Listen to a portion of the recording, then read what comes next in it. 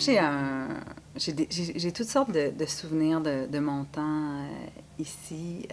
Je dirais que c'était une période vraiment d'exploration pour moi et ça m'a permis vraiment d'aller développer, je dirais, cette curiosité que j'avais à l'époque qui était vraiment là à ses balbutiements, une curiosité vers l'autre. Alors l'autre avec un grand A, les minorités culturelles, les gens qui étaient les immigrants, les immigrantes qui se joignaient à la société québécoise et toutes les questions qu'on se pose de nos jours, jusqu'où va l'accommodement raisonnable. Alors c'était des questions qu'on se posait à l'époque et moi j'étais comme femme féministe qui était très intéressée par la cause de l'égalité entre les hommes et les femmes, j'étais intéressée à la fois à cette aspiration vers l'autre et à la protection du droit à l'égalité des femmes.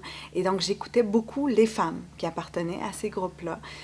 Et tout de suite au sortir de mon passage ici, je suis allée en Égypte. J'ai vécu pendant une longue période dans une famille là-bas avec un programme Jeunesse Canada Monde. Et ça l'a façonné, je vous dirais, mes études par la suite. J'ai fait ma maîtrise, j'ai fait mon doctorat. Ça portait sur ces grands débats-là aussi. Et c'est vraiment à Garneau que j'ai pu m'autoriser à passer tout ce temps à écouter l'autre et à me rapprocher de lui et d'elle.